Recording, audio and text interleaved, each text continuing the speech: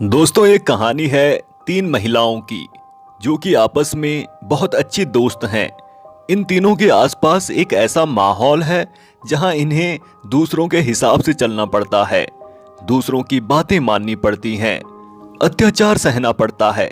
लेकिन इन तीनों की ख्वाहिश है इस बंधन रूपी माहौल की कैद से आजाद होने की और जिंदगी को अपने हिसाब से जीने की। ये अपनी इस ख्वाहिश को पूरा करती हैं या नहीं, ये हमें इस कहानी में पता चलेगा। कहानी की शुरुआत होती है रानी नाम की एक महिला से। रानी अपने बेटे गुलाब के लिए एक लड़की को देखने गई है। दरअसल वो अपने बेटे की शादी करवाने वाली है। रानी के साथ उसकी दोस्त लज्जो भी आई हुई है। लज्जो भी उसी गांव में रहती है जहां रानी रहती है। जिस लड़की को ये लोग देखने आए हैं उसका नाम जानकी है। यहाँ हम देखते हैं कि रानी 3 लाख रुपए लड़की के घर वालों को देकर शादी की बात पक्की करती है। रानी ने गांव के एक व्यक्ति से ये 3 लाख रुपए लिए होते हैं और उसने अपना घर गिरवी रखा है। रानी के बेटे गुलाब ने उसे एक फोन दिलवाया है। कुछ दिनों से रानी को एक अननोन आदमी का कॉल आ रहा होता है जो कि उससे ठरकी लहजे में बात करता है। रानी का पति ट्रक चलाता था और काफी सालों पहले उसके पति की एक रोड एक्सीडेंट में मौत हो गई थी। रानी की सास भी है जिनकी उम्र बहुत ज्यादा है। लज्जो रानी की गहरी दोस्त है। बहुत वक्त हो जाता है लेकिन लज्जो का बच्चा नहीं होता। इसी वजह से आए दिन उसका पति उसे मारता है और उसे बांझ कहता है। दोस्तों, इसी गांव में एक चंपा नाम की लड़की रहती है जिसकी शादी हो जाती है, लेकिन काफी दिनों से वो मायके में ही है। वो अपने ससुराल नहीं जाना चाहती। फिर पंचायत बुलाई जाती है जहां फैसला होता है कि चंपा को अपने ससुराल जाना ही होगा। जबकि चंपा वहां पर काफी रोती है, गिड़गिड़ाती है कि उसके ससुराल वाले अच्छे नहीं हैं। यहाँ पर किशन नाम का एक व्यक्ति चंपा का साथ देता है और पंचों के फैसले को गलत बताता है, लेकिन कोई भी किशन की बात नहीं सुनता। जब जबरदस्ती चंपा को ले जाया जा रहा होता है तो वो अपनी माँ से कहती है कि उसके पति के दूसरे गांव की एक औरत से अवैध संबंध हैं और उसका देवर और उसका ससुर उसके साथ जबरदस्ती करते हैं। उन लोगों ने उसका बच्चा भी गिरवाया है और यहाँ तक कि उसे ये तक नहीं पता कि उस बच्चे का आखिर बाप कौन था। ये सब सुनने के बाद चंपा की माँ काफी हैरान होती है, लेकिन आखिरकार चंपा को जबरदस्ती उसके ससुराल भेज दिया जाता है। किशन भी इसी गांव का है। वो शहर से पढ़कर आया है। खुले विचारों के इस व्यक्ति ने अपनी जाति बिरादरी के विपरीत जाकर एक लड़की से शादी की है।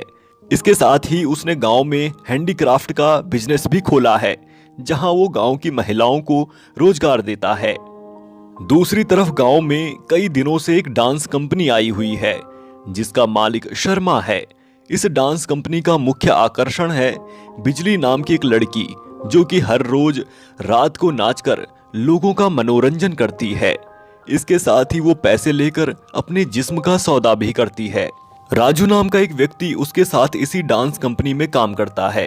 वो बिजली को पसंद करता है, उसे बार बार वहां से भाग चलने को कहता है, लेकिन बिजली उसे ज्यादा भाव नहीं देती। एक रात रानी और लज्जो बिजली से मिलने उसके तंबू में आते हैं जहां हमें पता चलता है ये तीनों बहुत अच्छे दोस्त हैं।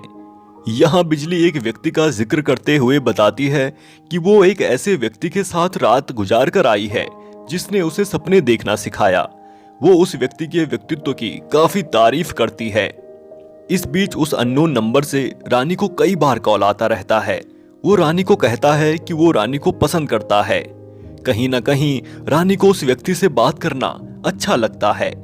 आगे दिखाया जाता है कि गुलाब की बारात जानकी के गांव पहुंचती है जहां शादी संपन्न होने के बाद जानकी की मां रानी को अकेले में लेकर जाती है, जहां वो जानकी के सिर में से दुपट्टा हटाती है और हम देखते हैं कि जानकी के बाल कटे हुए हैं।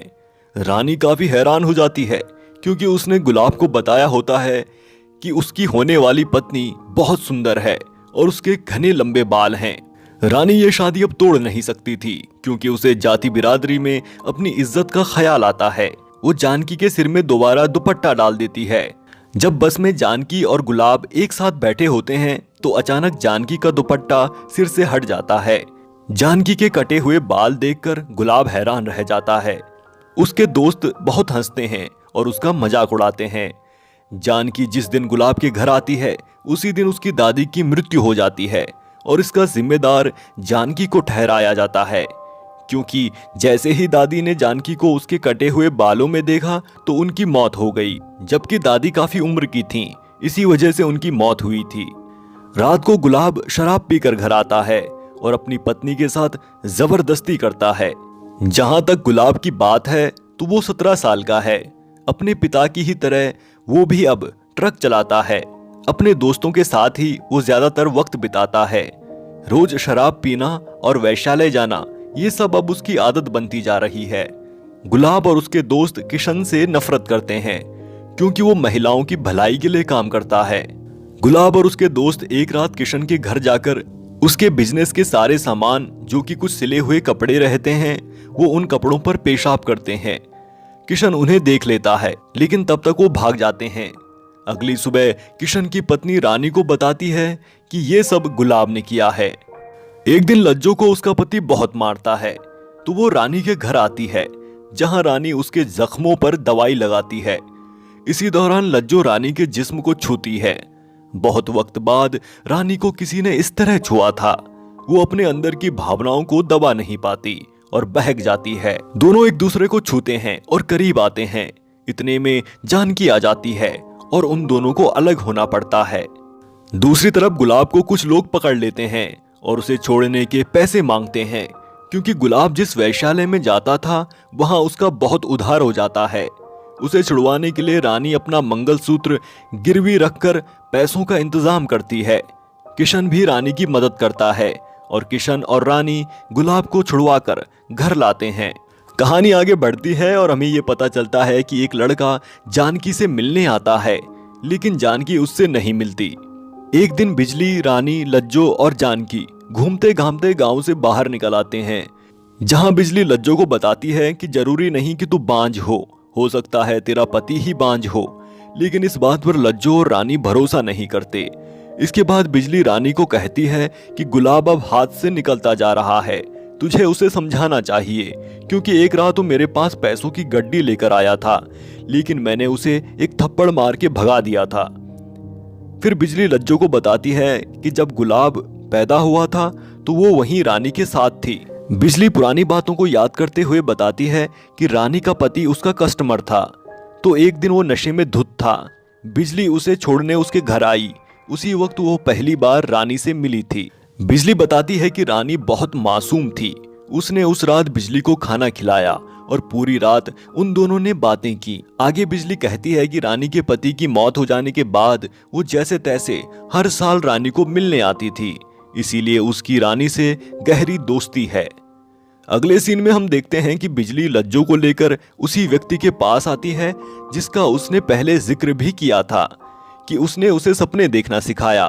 दरअसल लज्जो बांझ है कि नहीं, ये पता करने के लिए बिजली लज्जो को उस व्यक्ति के साथ रात गुजारने को कहती है। इसके बाद संभोग के दौरान वो व्यक्ति लज्जो के साथ बड़ी इज्जत से पेश आता है। ऐसा एक्सपीरियंस लज्जो ने पहले कभी नहीं किया था। ये सब देखकर वो भावुक हो जाती है। फिर वो दोनों सेक्स करते हैं और उस रात को यादगार बनाते हैं। वक्त बीतता है और अब लज्जो को उल्टियां आनी शुरू हो चुकी हैं। वो प्रेग्नेंट हो जाती है। यहाँ पर बिजली की कही हुई बात सच साबित होती है कि लज्जो बांझ नहीं थी, बल्कि उसका पति बांझ था। दूसरी तरफ जानकी से मिलने वो लड़का फिर आता है और उसे कहता है कि उसकी शहर में नौकरी लग गई है। उसे वो अपने साथ आने को कहता है और बोलता है कि वो दोनों एक नए सिरे से जिंदगी शुरू करेंगे। तभी रानी वहां आती है और उस लड़के को पुलिस का डर दिखाकर वहां से जाने को कहती है। दूसरी तरफ शर्मा ने अपनी डांस कंपनी में एक नई लड़की रेखा को रख लिया है। बिजली के बजाय अब रेखा इस डांस कंपनी का नया चेहरा थी। फिर राजू एक दिन बिजली को वहां से भाग जाने को कहता है और बोलता है कि उसने सारी व्यवस्था कर ली है कि वो खुद की एक डांस कंपनी बनाएगा और उसकी डांसर बिजली होगी। दरअसल राजू बिजली का दलाल बनना चाहता था। उसके इरादे बिजली समझ जाती है और उसके साथ जाने से मना कर देती है। दूसरी तरफ किसी ने रानी के बक्से से पैसे चोरी कर लिए होते हैं। उसका शक जानकी पर रहता है, लेकिन जानकी मना करती है। दरअसल ये पैसे गुलाब ने चोरी किए होते हैं। जब वो रात को घर लौटता है तो जानकी उससे पैसों के बारे में पूछती है, जिसके बाद वो जानकी को बहुत मारता है। रानी बीच में आकर जानकी को बचाती है। फिर गुलाब रानी को भला बुरा कहकर वहां से निकल जाता है और कहता है कि उसे ढूंढने की कोशिश मत करना। उसके बाद जानकी खुलासा करते हुए रानी को बताती है कि जो लड़का उससे मिलने आता है वो उसके साथ स्कूल में पढ़ता था और उससे शादी करना चाहता था, लेकिन उसके घर वालों के पास इतने पैसे नहीं थे कि जानकी के घर वालों को शादी के लिए पैसे दे सकें। फिर शादी नहीं हो पाती। जानकी भी उसी लड़के से शादी करना चाहती थी। उसकी गुलाब से शादी ना हो पाए इसलिए उसने शादी के दिन अपने बाल काट लिए थे। अगले दिन रानी गांव के उस व्यक्ति के पास जाती है जिस पे उसने अपना घर गिरवी रखा था। वो उस पे अपना पूरा घर बेच देती है। उससे जितने भी पैसे मिलते हैं उन पैसों को वो उस लड़के को देती है जो जानकी से शादी करना चाहता था, और उससे कहती है कि जानकी का स्कूल में दाखिला करवाना और उसे खूब पढ़ाना। जानकी और वो लड़का रानी का आशीर्वाद लेकर वहां से निकल जाते हैं। वो दोनों उस बस में बैठे होते हैं जो उन्हें शहर तक लेकर जाएगी। यहाँ पर हम जानकी की आंखों में एक अलग चमक साफ साफ देख पाते हैं। पिंजरे में कैद एक चिड़िया के आजाद होने जैसा उसे एहसास होता है। वहीं दूसरी तरफ गुलाब और उसके दोस्त मिलकर किशन को बहुत पीटते हैं। इसके बाद किशन की पत्नी रानी को कहती है कि वो लोग गांव छोड़कर जाने वाले हैं। आज दशहरा का आखिरी दिन होता है। लज्जो अपने पति को कहती है कि वो प्रेग्नेंट है, लेकिन उसका पति बोलता है कि तू बांझ है। वो कहती है कि ये बच्चा तेरा ही है, जहां वो ये बात मानने से इनकार करता है और उसे बहुत मारता है और कहता है कि ये बच्चा मेरा हो ही नहीं सकता। यहाँ हमें इस बात का आखिर आभास हो ही जाता है कि बांझ लज्जो नहीं बल्कि उसका पति ही था। इसी दौरान रानी वहां पहुंचती है और उसे उसके पति से बचाती है। उसके पति पर धक्का लगता है और वो पास में चूल्हे पर जाकर गिरता है। दूसरी तरफ भगवान श्री राम का तीर धनुष से निकलकर रावण पे जा लगता है और रावण का अंत होता है। और इधर लज्जो का अत्याचारी पति आग की लपटों में घिरकर जल के मर जाता है। रानी और लज्जो वहां से भागकर बिजली के पास जाते हैं, जहां बिजली भी उन दोनों के साथ उस डांस कंपनी से भाग जाती है। और फिर वो तीनों एक चौराहे पर आकर रुकते हैं। आज पहली बार वो खुद की जिंदगी के लिए खुद फैसला ले सकते थे कि उन्हें इस चौराहे की किस रोड पर आगे बढ़ना है। और यहीं पर ये कहानी खत्म हो जाती है। दोस्तों, अगर आपको हमारी ये वीडियो पसंद आई हो तो आप वीडियो को लाइक कर सकते हैं। साथ ही आप हमारे चैनल को भी सब्सक्राइब कर सकते हैं। आपका ये वीडियो देखने के लिए बहुत बहुत धन्यवाद।